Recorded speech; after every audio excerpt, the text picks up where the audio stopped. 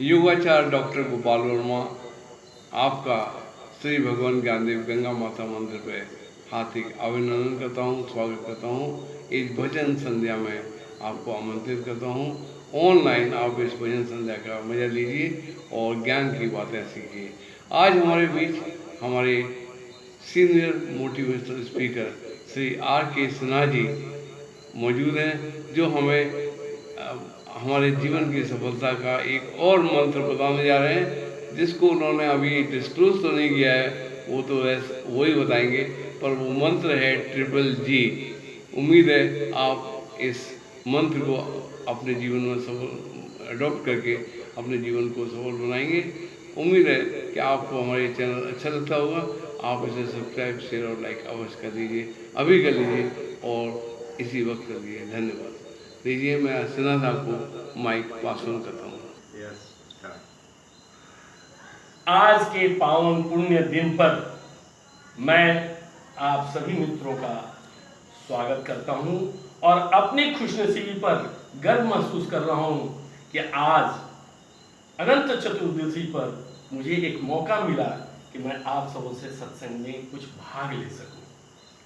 और मुझे बहुत उत्साह के साथ कहना पड़ रहा है कि एक दिन मैं आपको बताया था, एक मंत्र खुशहाली का दिया था, जिसको आप कोई भी समस्या का समाधान ढूंढ सकते थे। उस मंत्र का था टा, थिंक,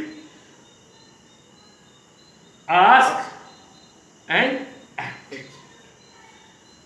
सोचिए, पूछिए और कीजिए।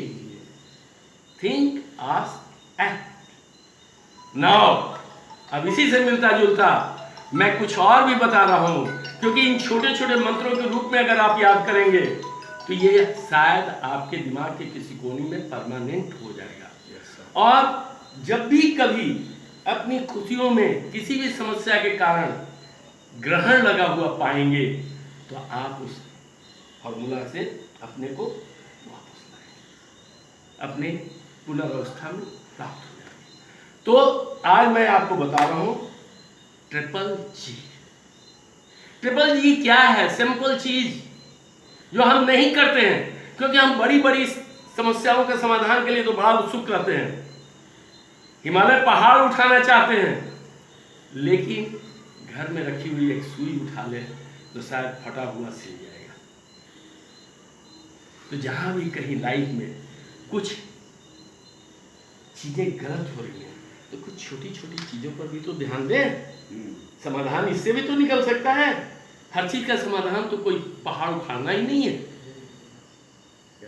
तो ग्रो, ग्रो मीन्स बढ़िए, उम्र के साथ साथ सोच को भी बढ़ाइए। ग्रो। अगर हम उतना नहीं बढ़ते हैं जितना मुझे बढ़ना चाहिए था, तो हम लाख पदों को हासिल कर लें, तब भी हम समाज के साथ क्राइम कर रहे हैं। क्राइम कर रहे हैं साहब। Yes sir. चाहे आप जितने बड़े हो जाएं, अगर आप अपनी मैक्सिमम ऊंचाई को नहीं छुए हैं तो आपने क्राइम किया है, समाज के साथ किया है, सोसाइटी के साथ किया है।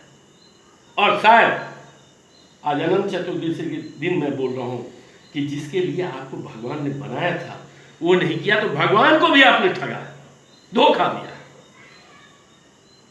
आप का परम उद्देश्य है कि आप जितने ऊंचाई के लिए बने थे उतना तो ग्रो कर जाइए। एक पेड़ पौधा भी सैकड़ों फीट नीचे खाई में पैदा होता है, लेकिन वहां से उठते हुए वो समतल एरिया से भी ऊपर चला जाता है। तो देखिएगा, प्रकृति के अन्य जीव जितने भी हैं, जितना उनको ग्रोथ करना है वो सभी ग्रोथ करते हैं।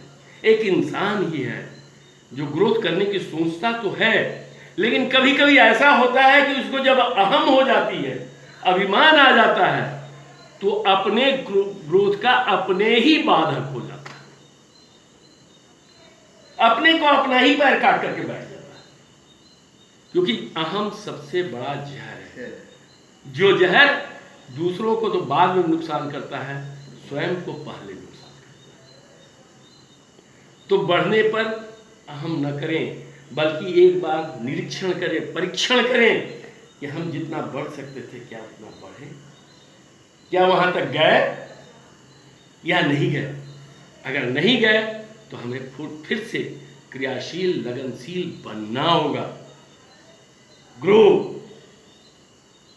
बढ़िए और प्रकृति के लोगों से शिक्षा लेते हुए बढ़िए कि जब अन्य जीव जिसको हम निकृष्ट मान रहे हैं, वो जब इस क्रिया को करते हैं, वो जब इस भावना से ओतप्रोत हैं कि सभी अपनी ऊंचाइयों को पकड़ रहे हैं, सभी अपने जीवन की अच्छाइयों को पकड़ रहे हैं, हम मनुष्य विवेकशील होकर के, जिसको हंसने की भी कला है, मुस्कुराने की भी कला है, जिसको कल्पना करने की कला है, क्योंकि अन्य प्राणियों से मनुष्य को केवल एक ही दो चीज भिन्न करता है। एक भिन्न करता है, अन्य प्राणी मुस्कान नहीं है उसके पास, हम मुस्कुरा सकते हैं, लेकिन इस मुस्कुराहट से हम क्या क्या पा सकते हैं वो भूल करके अहम में हम सीना तान करके गुमसुम बने हुए हैं। अपने इस शरीर के अंदर लगभग 60 ट्रिलियन जीव को भी हम हत्या कर रहे हैं, क्योंकि मुस्कान अगर चेहरे पर रहे तो हमारे शरीर के अंदर 60 ट्रिलियन जीव जो पल रहे हैं इस शरीर में, जो इसी शरीर के हिस्सा है, अगर एक जीव भी अगर काम करना बंद कर देता है या काम करना गलत कर देता है तो हमारा शरीर उसके अनुसार गलत करने लगता है और मुझे मेडिकेशन की जरूरत पड़ती है, दवा की जरूरत पड़ती है। रेड ब्लड से लो, व्हाइट ब्लड से लो, फलाना से लो, कहीं भी गड़बड़ हुआ, लेकिन उनकी दवा क्या है? आपके चेहरे की मुस्कान, आपके चेहरे की मुस्कान। और अहम कैसे हो जा रहा है, ये भी बड़ा सोचने वाली बात है। इस ग्रो करने में अहम कैसे हो जा रहा है? अहम हो जा रहा है कल्पना शक्ति, जो मनुष्यों को भिन्न करती है अन्य पशु पक्षियों से।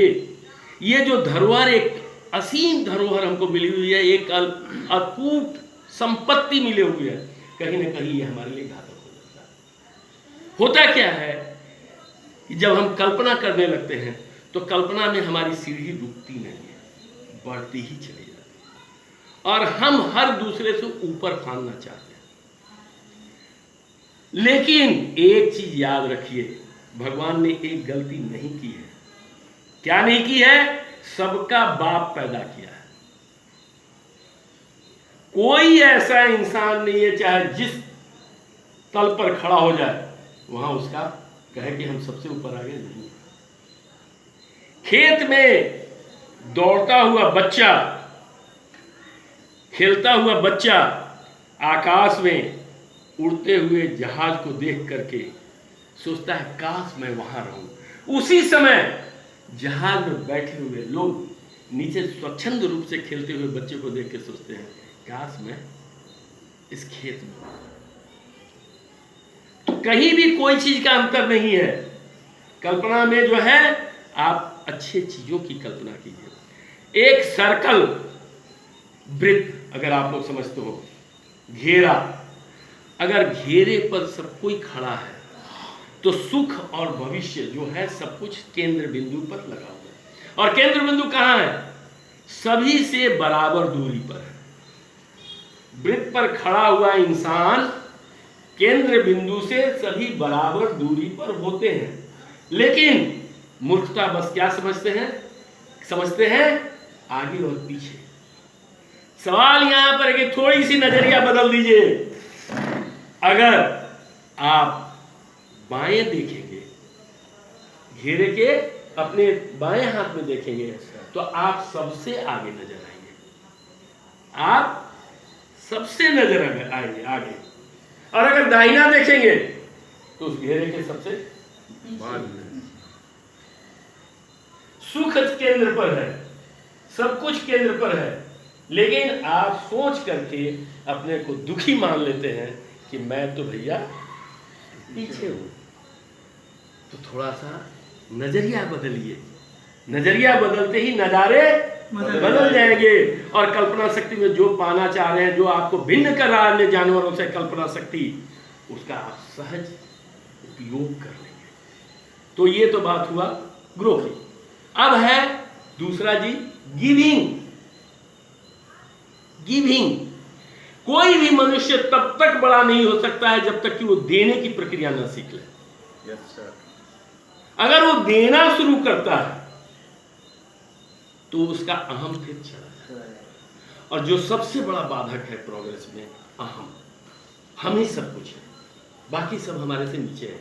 नहीं सर, वृत्त पर खड़े हुए आदमी की तरह फिर सोचिए, अगर बाएं देखेंगे तो आप सबसे आगे हैं, दाहिना देखेंगे तो पीछे। बस इसी को ध्यान में रखिए।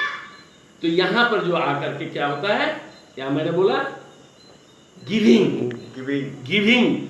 मैं बेसिकली इंजीनियर हूं और एक इंजीनियर की भांति मैं इसको एनालाइज किया है समझने के लिए, और आज मैं आप लोगों से वही चीज जिक्र कर रहा हूं, एक इंजीनियर की भांति इसको कैसे समझा जाए।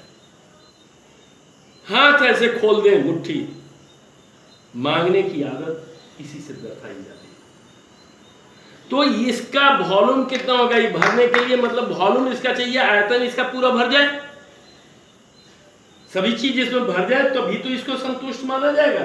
अगर खाली है तो दिमाग से भी वो खाली है, सोच से भी खाली है। तो इसमें क्या करना है, कैसे है, इसका सरकमफरेंस एरिया, वॉल्यूम निकालने के लिए इसका circumference area into height. Height यहां पर क्या है, हाइट है खुला आकाश, उसको क्या कहते हैं, अनंत, इनफाइनाइट। अनंत का किसी चीज में गुणा कीजिएगा तो फल क्या मिलेगा, अनंत।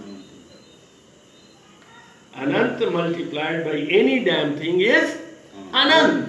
तो जब इसका आयतन अनंत हो गया तो ये कभी भरेगा सर, कभी नहीं भरेगा। तो मांगने वाला कभी संतुष्ट नहीं होगा, चाहे आप जितना उसको दे दीजिए। और देने वाला कहां होता है, मांगने वाले से हमेशा ऊपर होता है, और ये हमेशा फाइनाइट डिस्टेंस पर होता है। इसका क्रॉस सेक्शनल एरिया और हाइट है धरती, तो ये फाइनाइट है, तो इसका आयतन तो भर जाएगा। तो देने वाला हमेशा संतुष्ट होगा, प्रसन्न होगा और अपने जीवन का भरपूर आनंद उठाएगा। इसलिए you must be of giving nature. दीजिए, बांटिए, जो कुछ भी आपने हासिल किया है, इस समाज के आप ऋणी हैं, इस संसार के ऋणी हैं, अपने परिवार के ऋणी हैं, अपने मोहल्ले के ऋणी हैं, अपने समाज के ऋणी हैं, उनको बांटिए। आपने जो कुछ भी हासिल किया एक उन्नत बीज है, उस उन्नत बीज को मिट्टी में लगा देते हैं, इसका मतलब नहीं है कि उन्नत आपको वृक्ष भी तैयार होगा। उन्नत वृक्ष निकालने के लिए उस उन्नत बीज से आपको क्या क्या चाहिए, आपको चाहिए मिट्टी, आपको चाहिए पानी, आपको चाहिए सपोर्ट, आपको चाहिए वातावरण। अगर इन सभी चीजों का जब समावेश होगा, सामंजस्य होगा, तभी वो वृक्ष। तो मिट्टी पानी कौन देता है, हमारे माता पिता। हमारे माता पिता का कंट्रीब्यूशन है मिट्टी पानी। बहुत लोग इतना ही याद करके रह जाते हैं कि माँ बाप का हम कर्जदार हैं, माँ बाप को कर दें। भूल जाते हैं उन सपोर्ट को कि जब हम लत्तर की तरह जमीन पर फैले हुए थे तो किसी ने आकर के मुझे ही सीधा किया था। वो कौन था, वो था मेरे घर परिवार के सदस्य, वो था मेरा भाई बहन, वो था मेरा पड़ोसी, वो था मेरा रिश्तेदार, जिसने सपोर्ट दिया। और उस सपोर्ट को लेकर के तब हमारा तना मजबूत हुआ था, तो मैं अकेले खड़ा हुआ था। और वातावरण भी कौन दिया, इन्हीं लोगों ने वातावरण दिया, इन्हीं लोगों ने एनवायरनमेंट बताया, इन्हीं लोगों ने सब कुछ दिया। कभी हम जा रहे थे रोड पर, एक मुंह में सिगरेट पकड़े हुए थे, अब बगल वाले घर के काका जी दिखाई दे गए, फट से वो सिगरेट नीचे गिर गया, और इस डर से फिर मैंने सिगरेट नहीं पिया। ये भी इनडायरेक्ट उनका कंट्रीब्यूशन था। कभी दारू के बोतल लेकर के कोई देख लिया था तो दारू छूट गया था। कहीं पर लखैराबाजी करने के लिए खिड़कियों पर नजर गई तो देखे कि इसे चाचा मामा काका कोई देख लिया, वो भी छूट गया। तो इन्होंने भी तो हमको विषाक्त वातावरण से बाहर निकालने के लिए प्रयास किया, भले वो न जानते हो, लेकिन हमारी अपनी अंदर की संस्कार ने बोला कि इनके सामने ये कार्य मत करो। तो स्टार्ट गिविंग, सबका कर्ज लौटाना है। हमें मिट्टी पानी का कर्ज लौटाना है, हमें वातावरण का कर्ज लौटाना है, हमें सपोर्ट देने वालों का कर्ज लौटाना है। केवल माता पिता के सेवा करके हम ये ऋणी नहीं हो रहे हैं, हमको ऋणी होने में सबका सेवा करना होगा। हम मान लीजिए कि हमको बुधो ने दिया था सपोर्ट, उधो शायद चले गए हो परलोक, माधो है, माधो को तो सपोर्ट कर दें, किसी फॉर्मर हम तो दें, उसको रिटर्न करें। हम जिस काका के नाम से डरे थे, हम भी तो किसी के काका हैं आज, तो उनको बच्चों को तो सिखा दें कि भैया तू चल कुछ कर दे। तीसरा है ग्रेटिट्यूड, तीसरा बहुत इंपॉर्टेंट है ग्रेटिट्यूड। ग्रेटिट्यूड मतलब आभार। जो मैंने आपको कहा कि सेवा के बदले आप कुछ करिए, तो यही है ग्रेटिट्यूड, आभार देना, लोगों को बताना कि भाई आपके सहयोग से ही मैं आज इस स्थान पर। मैं अपनी ही एक घटना बता देता हूं। जब हम लोग के बैच में 1972 में बिहार में इंजीनियरिंग कंपटीशन शुरू हुआ, उसी समय मैं इंटरमीडिएट का एग्जाम दिया था, मैंने भी फॉर्म भर दिया। कंपटीशन के नाम पर उस समय इंटरमीडिएट के सभी लोग एकदम थर-थर कांप रहे थे, पता नहीं क्या सब, क्योंकि 10 यूनिवर्सिटी काम कर रही हैं अलग अलग, और सबको कंबाइन करके एक सिलेबस बना था। तो किसी को ये पता ही नहीं था कि क्वेश्चन किस सिलेबस से आएगा, क्या आएगा, क्योंकि बहुत से चैप्टर दूसरे सिलेबस यूनिवर्सिटी में पढ़ाई गई थी, बहुत से चैप्टर किसी और यूनिवर्सिटी में वो पढ़ाई नहीं गया। तो ये बड़ा एक संकट का समय था। मैं एग्जाम देने गया, उस समय तक कि मेरी सोच थी कि failure is the worst thing, और वहीं से मैं अपना एटीट्यूड भी बदला। Failure is not a worst thing, failure is the thing जो हमको एक्सपीरियंस देती है आगे बढ़ने के लिए। मैं 2 पेपर का एग्जाम दिया, उसके बाद 1 घंटा का लंच पीरियड था, तीसरा पीरियड था मैथमेटिक्स। मैथमेटिक्स मेरा बहुत प्रिय सब्जेक्ट था। फिजिक्स केमिस्ट्री मैंने दिया, 1 घंटा का एग्जाम था, और उसमें मैं 50% से ज़्यादा नहीं कर पाया। ओनली 50% कंपटीशन एग्जाम में मैंने क्वेश्चन किया, और मैं निराश होकर के किया, छोड़ो अगर फेल कर जाएंगे तो बहुत खराब होगा, फेल नहीं करना है, इसलिए एग्जाम को ड्रॉप कर, मैथ का एग्जाम ही नहीं दिया। और मैं वहां से लौट आया, पटना में ये एग्जाम था, और करीब करीब मैं 2 किलोमीटर चला रहा था पैदल, अपने आप को कोसते हुए कि क्या मैं इस लायक हूं कि कंपटीशन में मात्र 50% का क्वेश्चन कर रहा हूं। पूरा कोसते हुए एक डिप्रेशन टाइप की स्थिति में मैं चला रहा था। तब तक एक मेरा मित्र राजेंद्र, वो रिक्शा से जा रहा था, वो रुका, मेरा पुकार का नाम है रंजन, रंजन इधर कहाँ, एग्जाम इधर है, तुम जा रहे हो इधर। मैं भैया मैं नहीं कर पाया, 50% ही मैं किया हूँ, मैं एग्जाम नहीं दूंगा, फेल हो जाऊंगा। बोला क्या बात करते हो, उतर गया रिक्शा से, चाय दुकान कोड़ी पर थी, चाय दुकान पर बैठ गया, आओ एक कप चाय पीते। चाय पीते समय बोला कि अच्छा एक चीज सोचे हो, तुमसे जो लोग तुम्हारे संसर्ग में थे, उम्मीद लगाए हुए थे, माँ बाप, टीचर, लेक्चरर, ये सब क्या कहेंगे कि भगेड़ू है, रणछोड़ है। अरे यार देख करके तो देखो, एक फेल्यूर होगा, अगला साल वो एग्जाम्पल तो मिलेगा कि हमको कैसे तैयार होना है। तुम फेल्यूर तुम इसको काहे मान लो, इसी में तुम्हारा सक्सेस नहीं है। मेरे लाख इनकार करने के बाद भी वो हाथ पकड़ा और मुझे रिक्शा पर बिठा करके एग्जाम में ले गए, और मैं मैथ का एग्जाम भी दिया, तो भी 50% नहीं हुआ। और जानते हैं मेरा सिलेक्शन हो गया, मेरा सिलेक्शन इंजीनियरिंग में एक अच्छे नंबर से हुआ, क्योंकि सारे यूनिवर्सिटी के जब सिलेबस अलग थे तो मैक्सिमम जो मार्क्स उठा नंबर 1 का वो 60% था, केवल 60% में वो फर्स्ट स्टूडेंट कर गया बिहार में, and I also got the chance. तो ये है मतलब आपका कहीं ना कहीं रिटर्न अब कैसे देना है। तो मैंने बहुत दिनों तक नौकरी करने के समय बच्चों को बुला करके मैं पढ़ाता था और लोगों को बोलता था फेलियर से मत करो, सामना करो। जो अभी कुछ पहले बात हुई थी हम लोग की टॉप, उसमें मैंने बोला था समस्या का सामना करो और अपनी बुद्धि को उस पर लगाओ। तीसरा, ये ग्रेटिट्यूड जो है, ये ग्रेटिट्यूड में सभी के प्रति आप धन्यवाद दें, सभी के प्रति आप अपना सद्भावना व्यक्त करें। आज हमारे साथ इतने लोग बैठे हुए हैं, अपना अपना कीमती समय हमको दे रहे हैं, तो ये भी आप लोगों का बहुत बड़ा आशीर्वाद है।